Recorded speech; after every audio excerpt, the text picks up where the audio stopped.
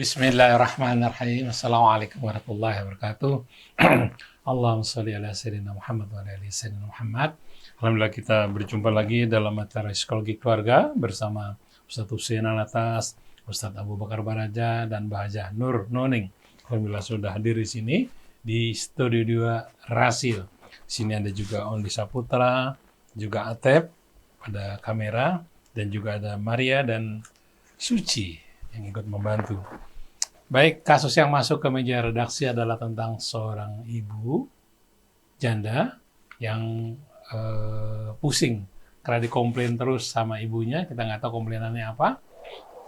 Dia janda ya, sudah bercerai dari suaminya. Jangan-jangan suaminya pun cerai gara-gara nggak tahan dengan cerai ibunya. Yang kedua adalah tentang pasangan yang bercerai karena emosi. Sudah melalui pengadilan dan sudah turun suratnya, tapi ingin rujuk kembali, ya itu bagaimana?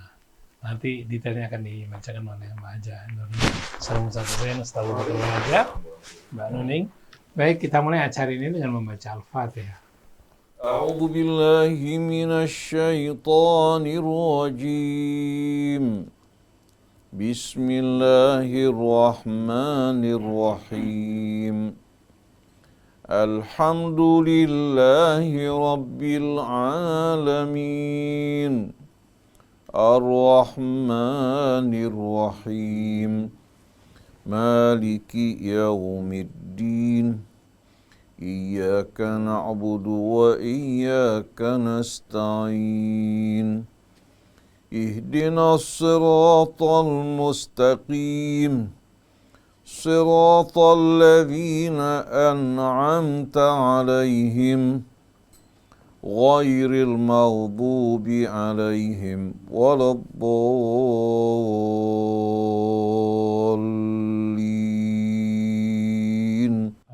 Kita sudah baca Al-Fatihah, mudah-mudahan ini menjadi wasilah ya untuk bagaimana kita diberi kemudahan Allah dalam menghadapi segala persoalan yang kita hadapi. Baik, untuk detailnya bagaimana Mbak Nuning, silakan dibacakan. Baik, terima kasih Mas Krisna. Assalamualaikum Ustadz Husein, Ustadz Abu Bakar, dan ikhwan akhwat dimanapun psikologi keluarga bisa disimak. Ada dua kasus yang tadi sudah disampaikan Mas Krisna, mudah-mudahan juga akan memberikan gambaran bagi kita yang mirip-mirip atau dekat dengan masalah tersebut. Kasus yang pertama terkait dengan ibu dari dua anak yang sudah tidak punya suami atau janda, usianya 35 tahun. Masalah yang saya hadapi dengan ibu saya yang selalu saja berkomentar dan protes setiap kali saya melakukan apapun. Semua gerak-gerak saya ada saja yang dikomentarin. Sampai anak saya yang besar yang 10 tahun juga ikut berkomentar. Saya sudah nggak sanggup mendengar. Dan selama 3 tahun ini saya sering melawan dan bertengkar setiap kali ibu saya memprotes apa saja yang saya lakukan. Masalah berpakaian lah, masalah mendidik anak, sampai masalah teman-teman saya.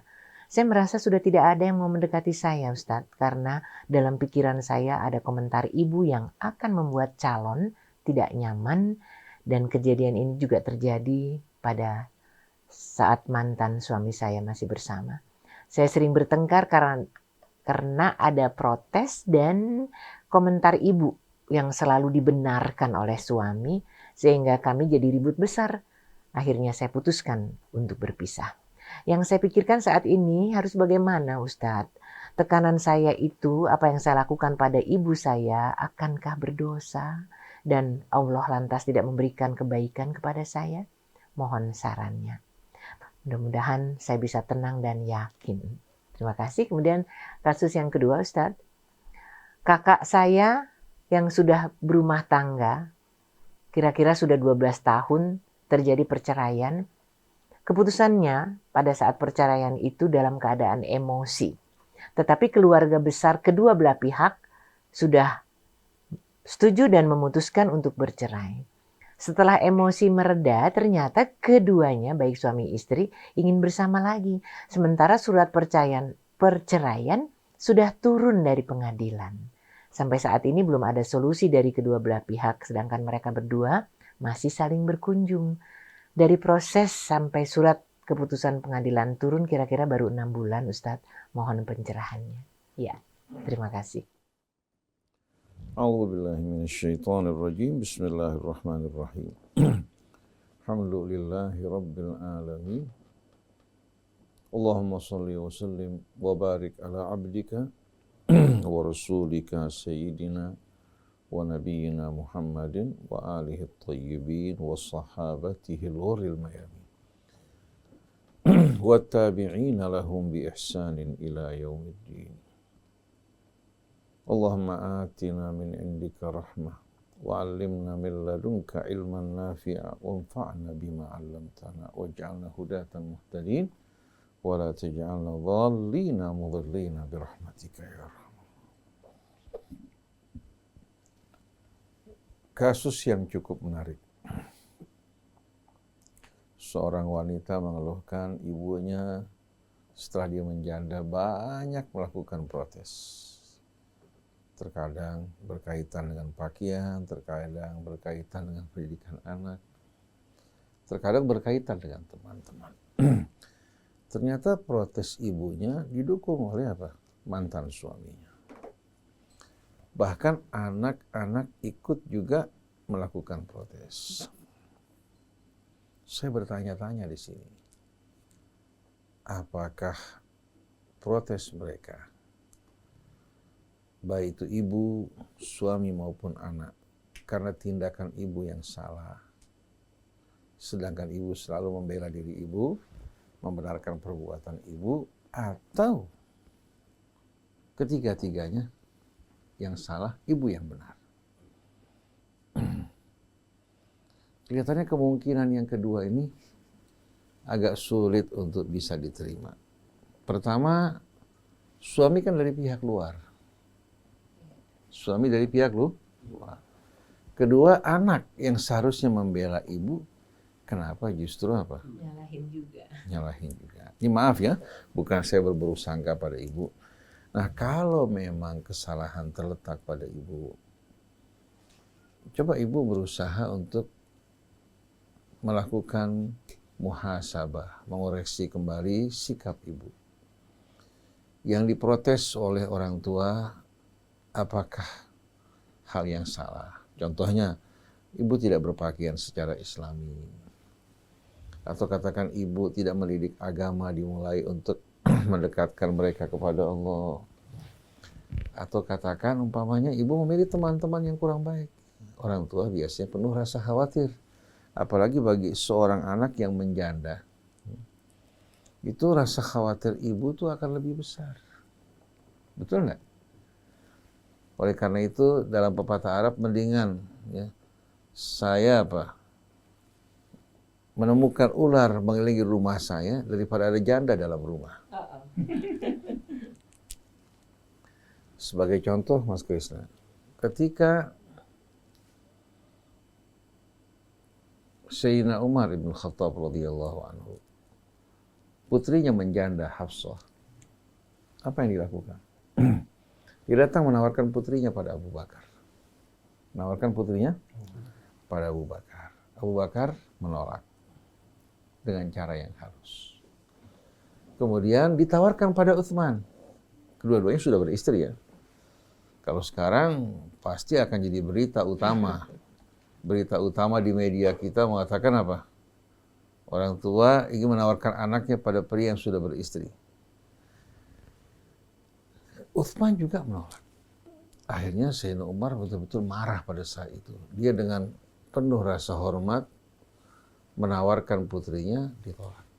Karena dia khawatir di saat status putrinya sebagai seorang janda tidak ada sama sekali yang dapat menggantikan suami. Orang tua nggak bisa menggantikan suami.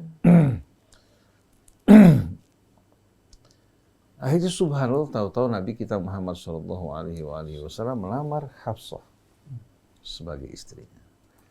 Akhirnya Abu Bakar cerita sama Utsman, bukan saya menolak, tapi saya dengar Rasulullah akan meminang putri kamu.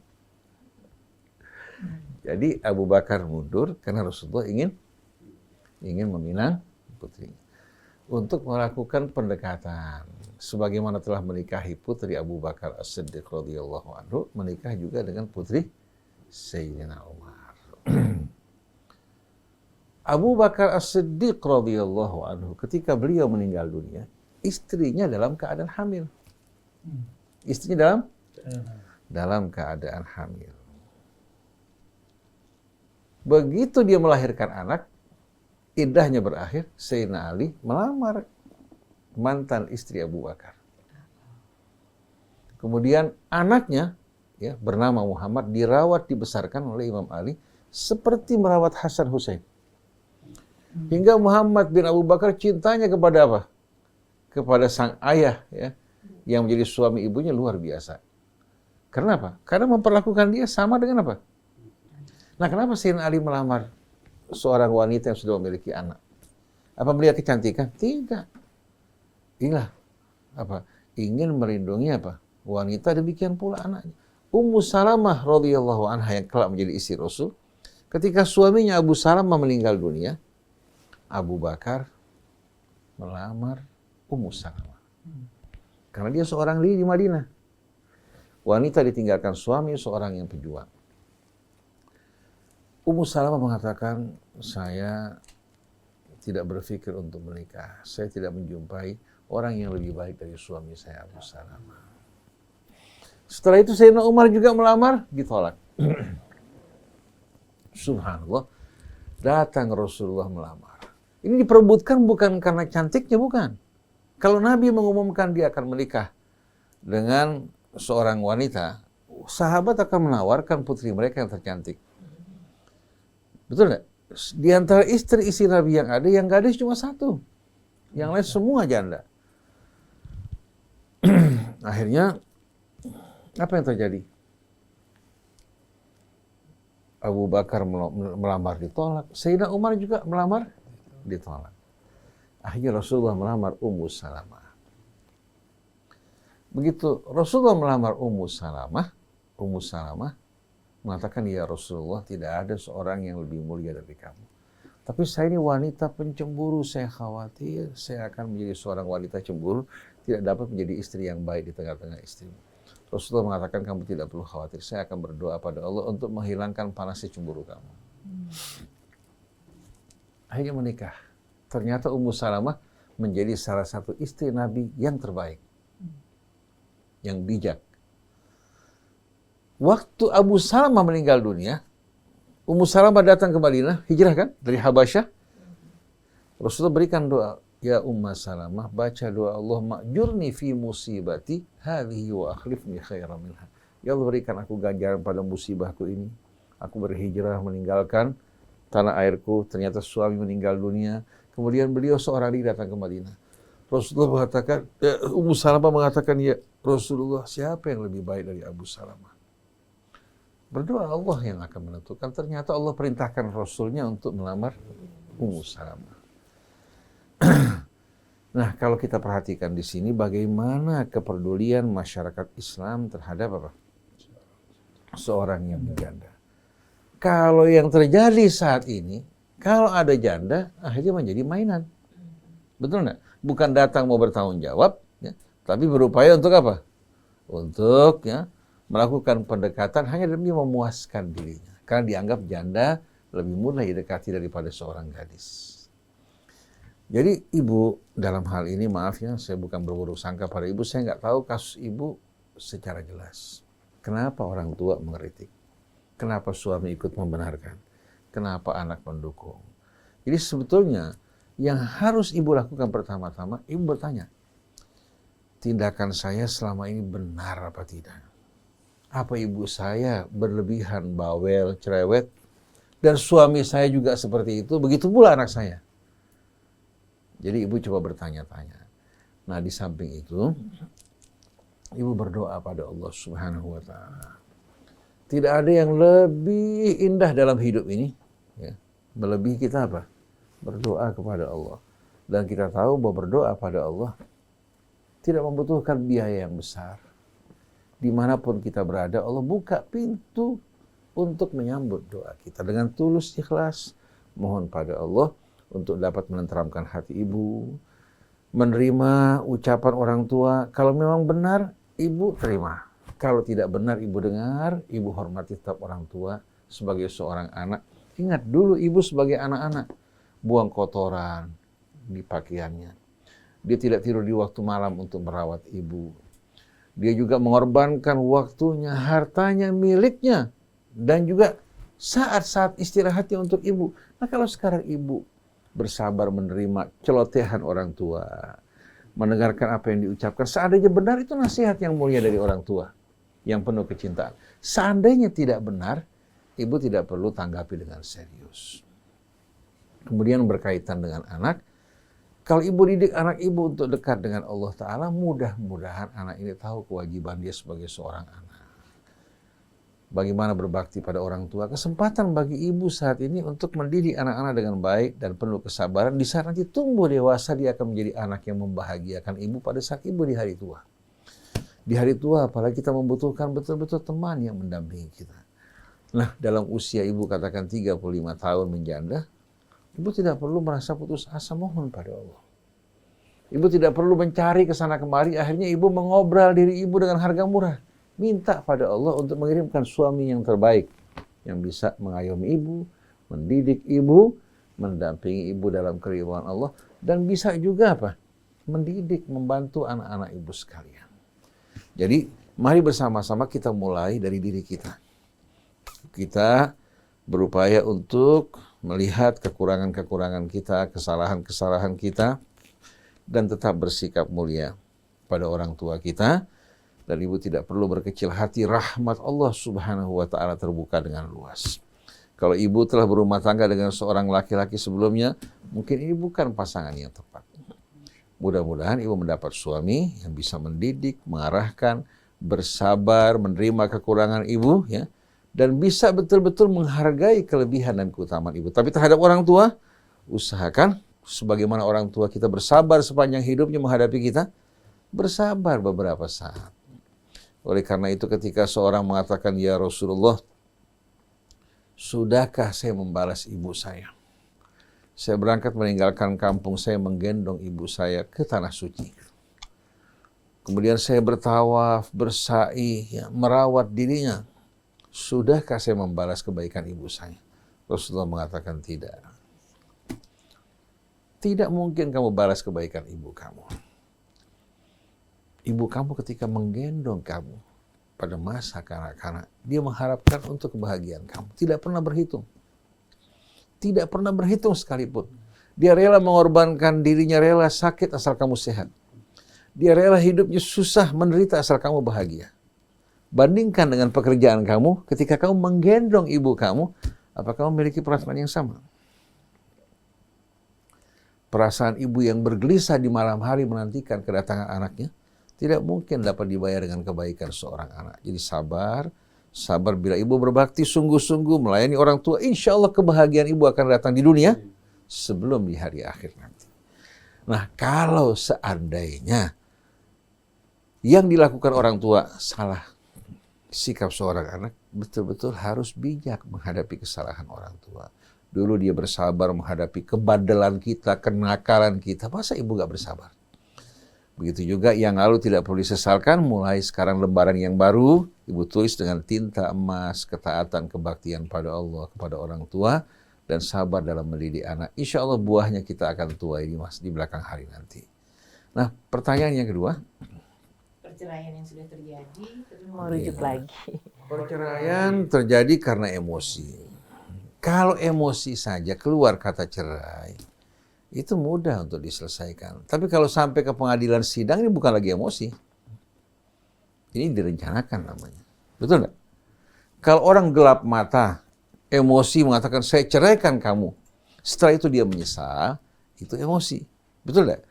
Tapi kalau seandainya sampai ke persidangan, pasti kan disidang di pengadilan agama.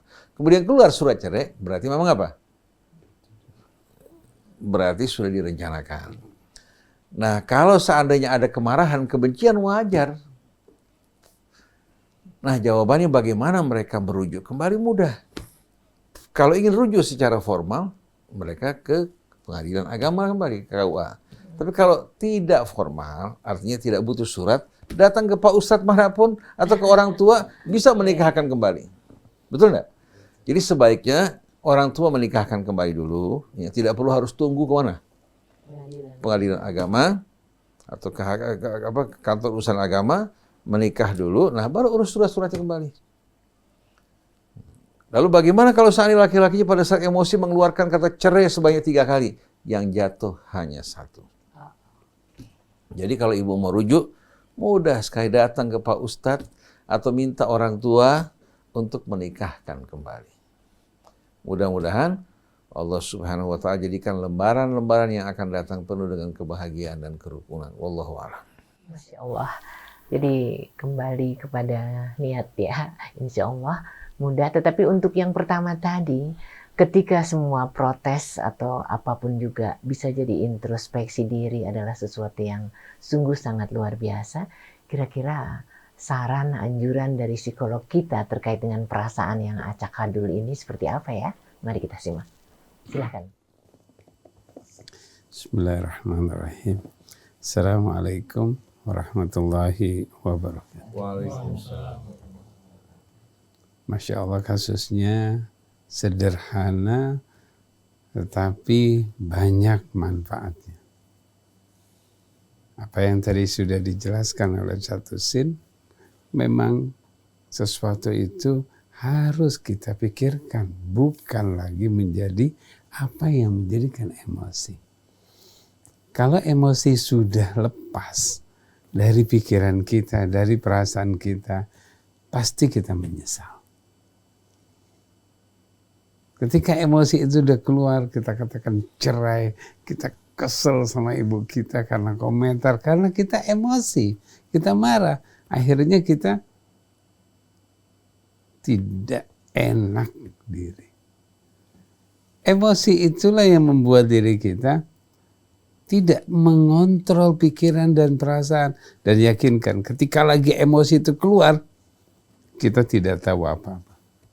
Apa yang kita lakukan? Kenapa kok tadi saya melakukan itu? Kenapa kok saya tadi harus mengucapkan cerai? Kenapa kok saya jadi kesel sama ibu saya? Ini anak-anak juga, padahal anak-anak juga mungkin hanya mengatakan, "Ma, dengerin nenek, Ma." Gitu doang mungkin. Jadi kata-kata itu akan membuat berang buat dia. Dari mana? Dari emosi yang karena dia tidak senang. Bisa saja emosi itu muncul karena keinginan kita yang nggak bisa kita terima. Kita nggak bisa mendapatkan sesuatu, kita nggak bisa mendapatkan, karena kita nggak bisa mendapatkan, akhirnya kita kesel. Kesel yang berlipat-lipat akan menjadikan emosi. Itu yang penting. Jadi ketika emosi itu sudah mulai merasa, emosi itu sudah mulai jalan pada darah kita, ingat sesuatu. Ketika kita ingat Allah, kita ingat apa yang akan terjadi, kita mengingat sesuatu yang tidak akan baik pada diri kita, dengan otomatis darah kita akan kembali normal. Itulah pengendalian emosi yang perlu kita perhatikan. Yakinkan bahwa komentar yang diutarakan oleh seorang ibu adalah sesuatu yang dia inginkan. Apa itu? Dia ingin didengar. Semua ibu, orang tua, ketika dia mengatakan sesuatu, ingin didengar. Ketika dia ingin dengar, ketika didengar, selesai. Kalau itu baik kita laksanakan, kalau tidak baik, ya sudah, biarkan saja komentarnya. Kita tetap kalau itu kebaikan. Protes yang dilakukan kita perhatikan. Ini baik enggak protesnya? Baik enggak buat saya? Baik enggak buat kehidupan saya? Kalau hanya sebatas protes, kemudian kita meresponnya, kita terima, dan kita kesel, akhirnya kebaikan yang ada pada diri kita tidak terlihat. Kita merasa diri kita benar. Jika itu tidak baik, ya kita katakan, oke, saya ganti, saya rubah, saya tidak akan lakukan lagi. Itulah ketenangan dalam hidup kita. Namun, kalau ibu, namanya ibu yang tadi sudah dijelaskan, sebagaimana seorang bertanya kepada Rasulullah, dia sudah gendong, dia sudah tawaf, sa'i, dan semuanya untuk ibunya, dia merawat ibunya. Apakah sudah selesai? Belum. Kata-kata belum. Artinya kalau baru berkomel aja, baru protes saja, belum selesai kita. Oleh karena itu, bukan kita abaikan. Perhatikan. Ketika ibu pengen ngomel, pengen marah, dengarkan. Dengarkan. Setelah selesai, terima kasih. Gitu. Kalau misalnya ibunya memprotes, baik Bu, saya akan perhatikan. Selesai. Untuk apa kita merespon orang tua? Apalagi dia memperhatikan, dia pengen mendapatkan. Kalau kita respon, kita berargumentasi, kita berdebat, kita melakukan sesuatu, pasti di situ ketegangan. Ibunya kesel. Ih, baru ngomong kayak gitu aja kamu. Baru ngomong begitu aja kok jadi marah sih kamu, jadi emosi, jadi kesel. Namun kalau kita tidak merespon, kita katakan, baik Bu, oke, siap. Nah, selesai. Kalau itu baik lakukan, kalau itu tidak baik tidak lakukan. Dosa nggak kalau kita nggak lakukan? Insya Allah tidak. Kita sudah bilang iya, karena kita belum sanggup. Atau kita belum siap. Maka persiapkan kalau itu baik. Kalau itu tidak baik, apa yang dikomentarkan ibu, pindahkan ke tempat yang lain, taruh. Insya Allah ibu kita tidak akan pernah berkomentar terus kalau kita mengatakan iya. Baik. Siap. Setelah itu, ajak ibu kita melakukan sesuatu yang dia senangi. Perhatikan. Jadi ketika berkomentar kita kesel, kita rilekskan diri kita sampaikan kepada ibu kita, baik, oke Bu, siap. Ajak ibu kita sesuatu yang dia sukai.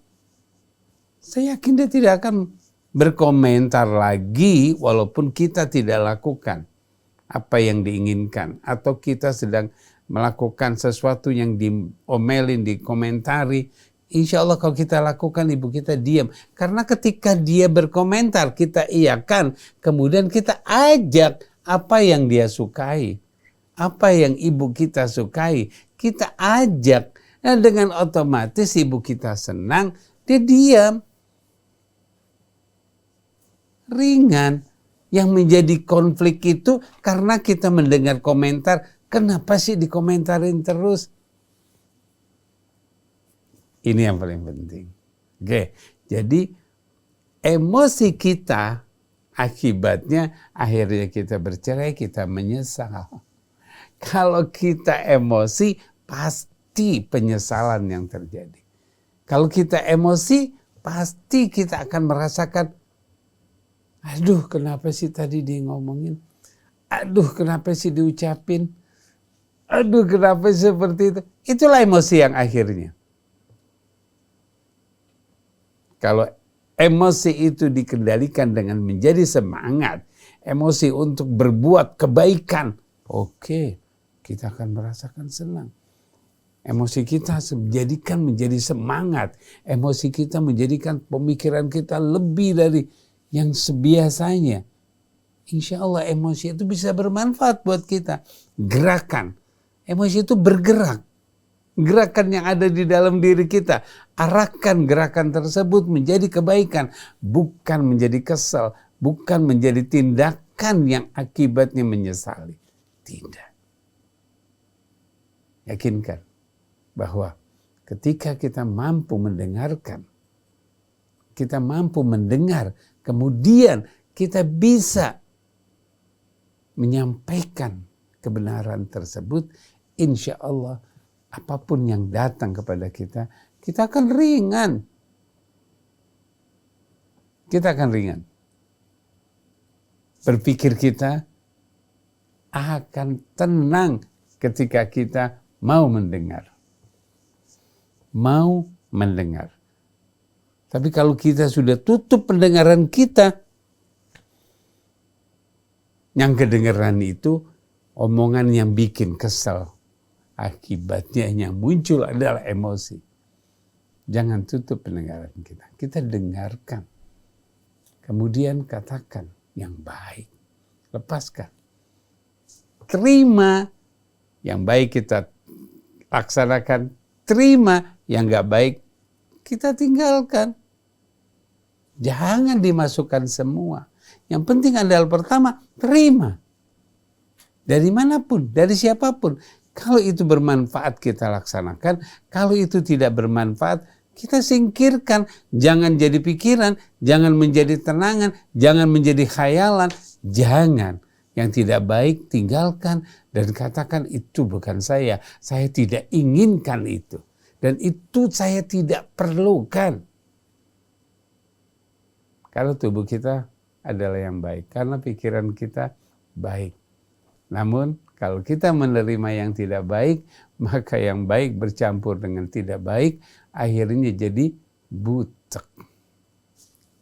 Yuk, jernihkan pikiran kita, memisahkan sesuatu yang tidak baik. Kita jernih, maka kita akan menghasilkan kebaikan-kebaikan. Insya Allah apa yang terjadi, yang tidak menyenangkan tersebut, tidak akan pernah terjadi lagi. Terima kasih. Masya Allah, berurusan dengan perasaan dan diri sendiri nggak mudah ternyata ya Ustadz. Ustadz, kalau nasihat dari ibu tidak mungkin sesuatu yang buruk karena nggak ada wanita yang tidak mencintai anaknya kan. Tetapi di dalam kasus di mana sang anak atau kita yang muda ini merasa orang tua kita, wanita yang sangat sebetulnya mencintai kita, tapi juga nggak kurang cerewetnya karena banyak keluhan dari beberapa pasangan muda yang mengatakan bahwa orang tua saya itu memang ampun deh, bener sih, tapi kenapa jadi seperti ini? Nah Ustadz, dalam hal ini kita perlu mendidik hati apa mendidik pikiran nih? Kalau menghadapi orang tua yang jelas-jelas mencintai kita, tapi menurut pandangan sang anak kok salah melulu di mata ibu.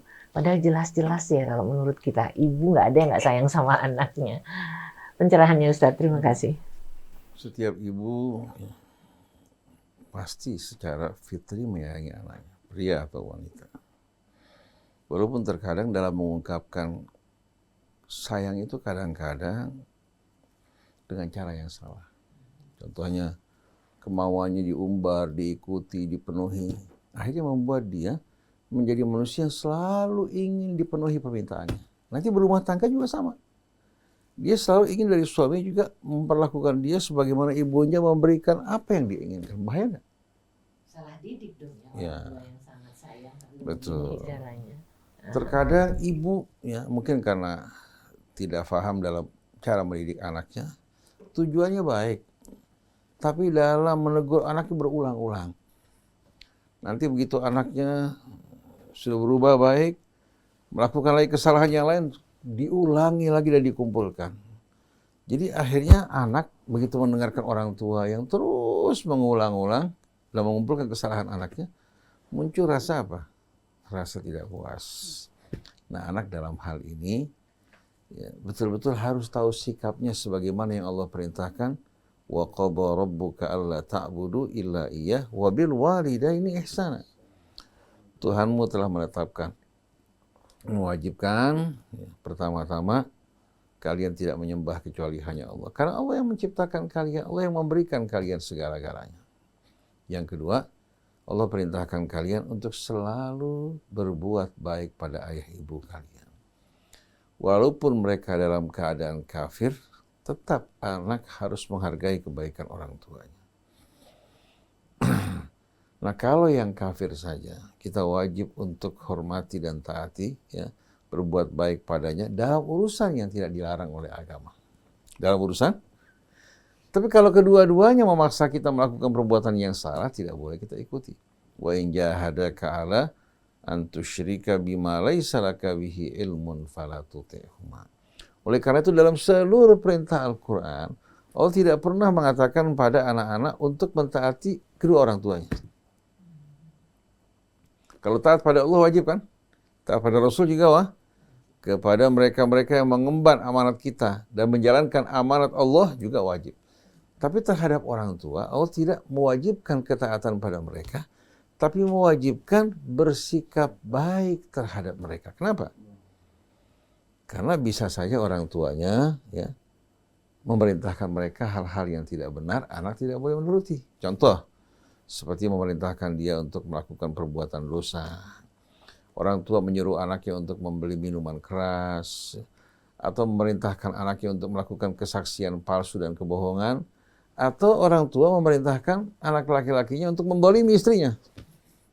Dia wajib berbuat baik pada ibunya, tapi bukan dengan melakukan perbuatan-perbuatan aniaya pada orang lain. Si anak harus mengatakan pada ibunya, "Mah, kalau saya taati mama dalam hal ini, saya akan jerumuskan saya dan ibu ke dalam api neraka. Yang menjadi hak mama saya akan penuhi. Tapi kalau berkaitan dengan hak orang lain, mama tidak punya sama sekali hak." Ini merupakan perbuatan dosa. Dosa. Jadi taati orang tuanya dalam hal-hal yang benar dan baik, bersikap baik dan mulia terhadap mereka.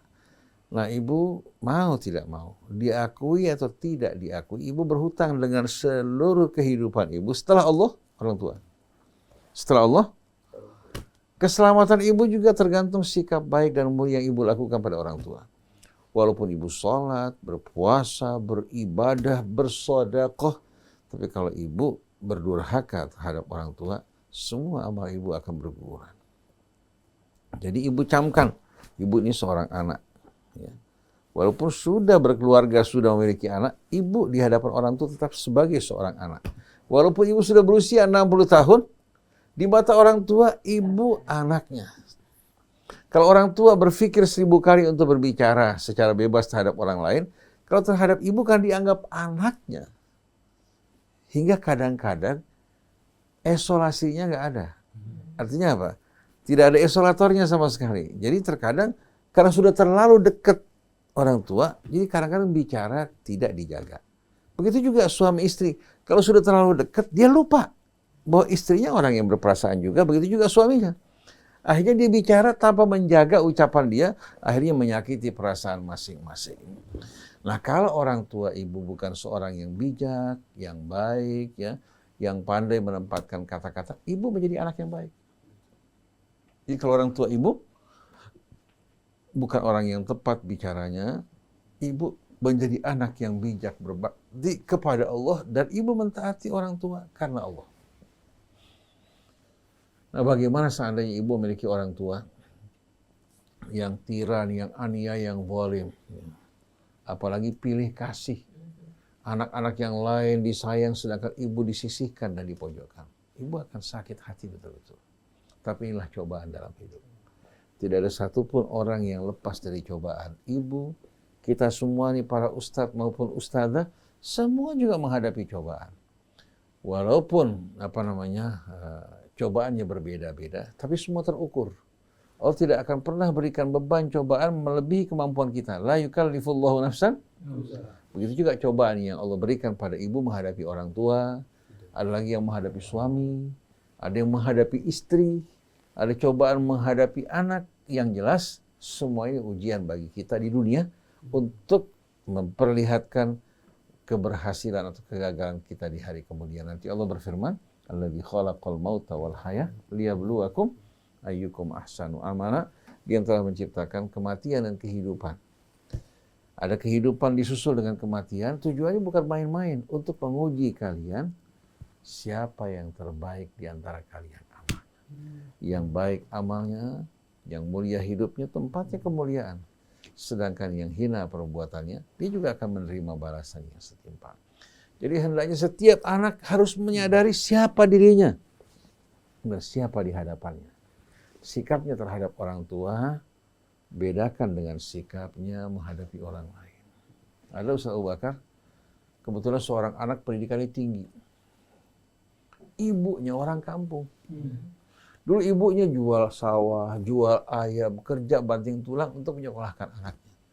Anaknya meraih gelar PhD. Ketika dia sedang kumpul bersama teman-temannya yang berpendidikan tinggi, datang ibunya. Datang ibunya. Bawa ayam, bawa singkong dari kampung bersama bapaknya. Si anak malu. Ditanya, siapa itu pembantu? Rumah tangga. Kita lihat bagaimana dia lupa ibunya yang orang kampung sama bapaknya yang bawa-bawa ayam, bawa singkong dengan penuh harapan. Kecintaan pada anaknya yang berjuang untuk menyekolahkan dia. Dari mana dia bisa meraih gelar tersebut? Jual sawahnya, jual ini untuk orang tua. Tapi ada kejadian kebalikannya. Dia sedang berkumpul berhadapan dengan murid-muridnya orang-orang besar. Orang tuanya datang. Dia tinggalkan semua, dia peluk, disambut orang tuanya, diminta izin. Setelah kelar ditempatkan di rumahnya, baru dia kembali melanjutkan. Ada lagi dalam sebuah cerita pada masa tabi'in, seorang guru besar sedang mengajar murid-muridnya di tengah-tengah umat yang begitu banyak. Datang ibunya berkata pada anaknya, ya fulan, berikan makan ayam. Berikan makan ayam dan ternak. Bayangkan coba. Si anak tinggalkan majelisnya dengan penuh hormat pada ibunya, dia berikan makanan ternak dulu, baru kembali mengajar. Kira-kira ini kemuliaan buat dia apa kehinaan? Kemuliaan. Dan jangan pandang remeh orang kampung yang datang pakaiannya sederhana, cara bicaranya juga kadang-kadang apa? Tidak berpendidikan. Dia muliakan orang tuanya, dia muliakan dirinya, dan dia akan dimuliakan oleh Allah Subhanahu wa Ta'ala. Mari bersama-sama kita muliakan orang tua kita. Wallahu a'lam. Abu Bakar menambahkan mungkin. Pasti ada sesuatu yang akan disampaikan Ustadz Abu Bakar yang membuat kita semakin tahu bagaimana menempatkan diri sebagai buah hati. Siapapun ibu atau ayah kita, bagaimanapun kondisinya, kalau ingat bahwa karena mereka lah kita ada dan menjadi seperti sekarang, tambahin dong biar kita tahu sih, tambah sadar diri, Ustaz. Bismillahirrahmanirrahim. Tetap berbuat baik kepada orang tua. Itu kuncinya. Tetap berbuat baik kepada orang tua. Itu kuncinya. Ketika kita menetapkan diri kita berbuat baik kepada orang tua, pasti kemuliaan kita akan dapatkan. Ya, seperti cerita yang tadi dijelaskan. Bagaimana ketika kemampuan kita sedang lagi naik, tiba-tiba kita harus turun. Tapi kenaikan kita itu adalah kemuliaan karena kita bisa turun melihat orang tua. Kalau kita bisa turunkan di hadapan orang tua, maka kemuliaan kita akan terus meningkat. Kita tidak akan pernah jatuh turun, tapi kita akan meningkat terus. Yakinkan, tetap berbuat baik, bukan menghina ataupun terhina. Tapi kalau kita melakukan berbuat baik, berarti apa yang terjadi? Yang terjadi adalah satu di mana kemuliaan itu akan naik. Ketika kemuliaan itu sudah naik, maka keberkahan kita akan kita dapatkan. Kalau kita sudah berkah, kita akan hidup, mau apa lagi? Gak akan pernah kita inginkan apa-apa sudah ada. Apa-apapun sudah kita dapatkan. Pikiran kita juga kita gak akan pernah riweh katanya. Gak pernah kita bingung. Kalau gak ada. Kalau kita sudah mendapatkan keberkahan, pastikan hidup kita tenang. Kita berkah dikatakan buang banyak, punya kedudukan. Tapi tidak ada dikatakan berkah karena kita tidak pernah melihat, menengok orang tua kita. Berkah kita menjadi bara, memanas, pengennya lebih, dan kita tidak pernah tahu. Mungkin kita berbuat baik kepada orang lain, punya uang banyak, mensantuni anak yatim, kemudian divideokan, kemudian dimasukkan ke viral, karena kita berbuat baik kepada anak yatim, tapi kita nggak pernah melihat ibu kita. Itu bukan kemuliaan. Pada saatnya kita tidur, kita sedang dikejar-kejar oleh sesuatu yang kita nggak tahu. Tekanan yang sangat luar biasa ketika kita tidak bisa berbuat baik sama orang tua. Kita akan dikejar-kejar karena kita datang hadir dari rahimnya. Karena kita muncul, kita bisa berkata sesuatu. Karena dari rahimnya. Meskipun kita dididik dari yang lain, mungkin habis melahirkan, kemudian kita berada di tempat yang lain, kita diajarkan oleh yang lain. Tapi perhatikan, kita hadir dari rahimnya. Dari apapun yang terjadi. Ingat bahwa dia ibu. Dia ibu yang masuk ke dalam rahim, kita masuk ke dalam rahimnya dan keluar dari rahimnya. Itu yang satu yang dapat. Apakah kita bisa balik lagi ke rahim ibu kita? Kita nggak mau dilahirkan? Tidak bisa. Siapapun ibu kita, bagaimanapun ibu kita berasal dari rahimnya. Insya Allah. Dengernya pasti banyak ikhwan akhwat di rumah yang juga merasa kurang, seperti yang Ustadz Husein bilang, kurang melakukan yang terbaik. Tapi kalau pertanyaannya Ustadz, dari saya sebagai orang tua yang naif, kampungan, dan gak punya diksi kalimat-kalimat yang keren agar membuat anak-anak tetap hormat dan menjaga kita sebagai ibunya atau ayahnya, ada tipskah gerangan?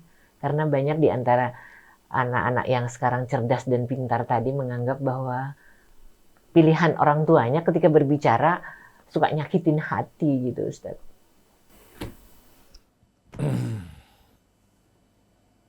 Di antara kebaikan yang disegerakan oleh Allah, kebaikan yang disegerakan adalah kebaktian pada orang tua.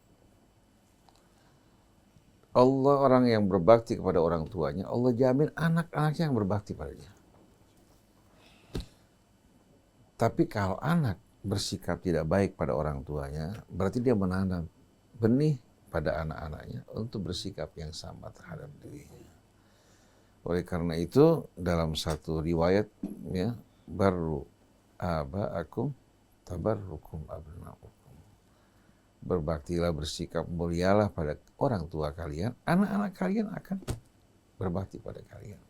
Di samping Allah jadikan anak kita berbakti pada kita, Allah murahkan rezekinya, ampuni dosanya, dan juga panjangkan umurnya sampai batas waktu yang ditetapkan Allah Ta'ala. Allah bersihkan perjalanan hidupnya dalam suasana yang baik.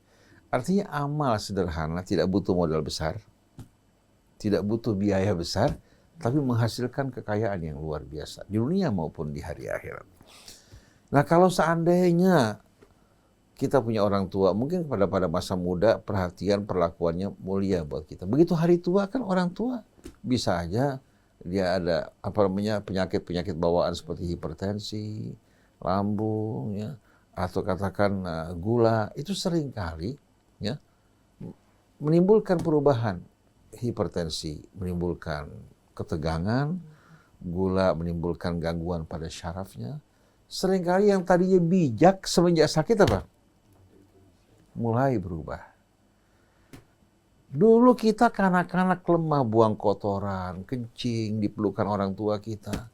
Kemudian bangun malam, kalau nangis, kalau nggak dituruti kemauan kita, kita maksa dan marah-marah. Orang tua, bahkan pada saat kita sakit, menunggu dengan penuh kesabaran.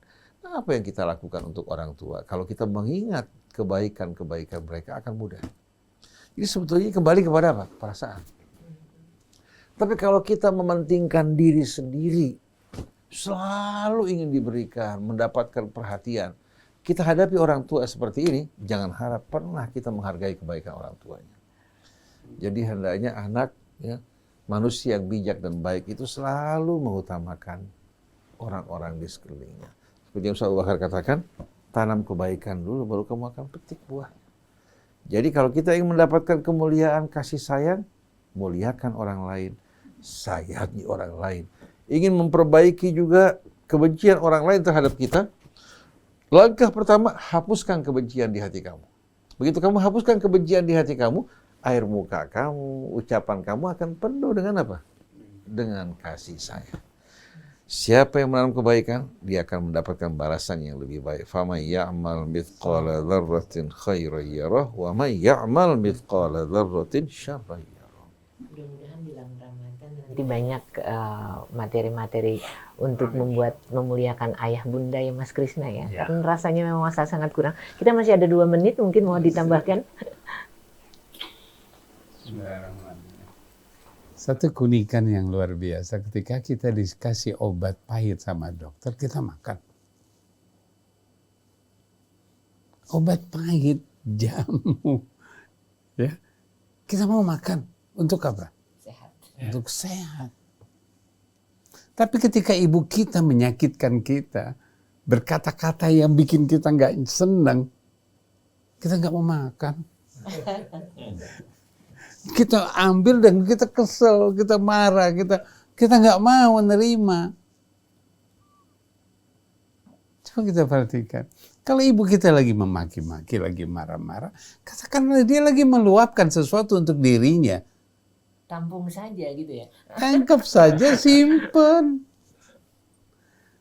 Coba kita perhatikan. Kita mau sehat. Ketika ibu kita marah-marah, ketika ibu kita tidak suka dengan kita, yakinkan bahwa kita akan mendapat kemuliaan, kesehatan itu yang terjadi. Kalau kita mampu berbuat baik pada ibu kita. Ya, kenapa kita mau makan pil pahit, sedangkan sama ibu nggak mau. Pil pahit buat kesehatan kita. Kata-kata ibu yang mungkin nggak sesuai dengan kita, untuk apa? Untuk kemuliaan kita. Kebersihan hati kita. Keberkahan apa yang kita peroleh. Insya Allah, ibu kita sesuatu yang tidak ada bandingnya. Insya Allah. Masya Allah, jadi topik pertanyaan hari ini menggiring kita pada kesadaran kita yang lain terhadap apa yang harus kita lakukan. Apalagi kalau beliau, ayah bunda masih ada. Semoga Allah mendekap erat dan malaikat menjaga ketat ayah bunda kita ya Mas Krisna ya. Waktu kita habis Mas Krisna. Ya, pokoknya mari kita berbuat baik kepada orang tua, selalu berbuat baik. Semoga kita mendapat keberkahan. Terima kasih Ustaz Hussein, Ustaz Abu Bakar, Mbak Janur, Kang Atep juga terima kasih, Maria, kemudian Suci. Baik, saya Muhammad Krisna, juga Andi Saputra, mohon pamit wabillahi taufiq wal hidayah. Wassalamualaikum warahmatullahi wabarakatuh.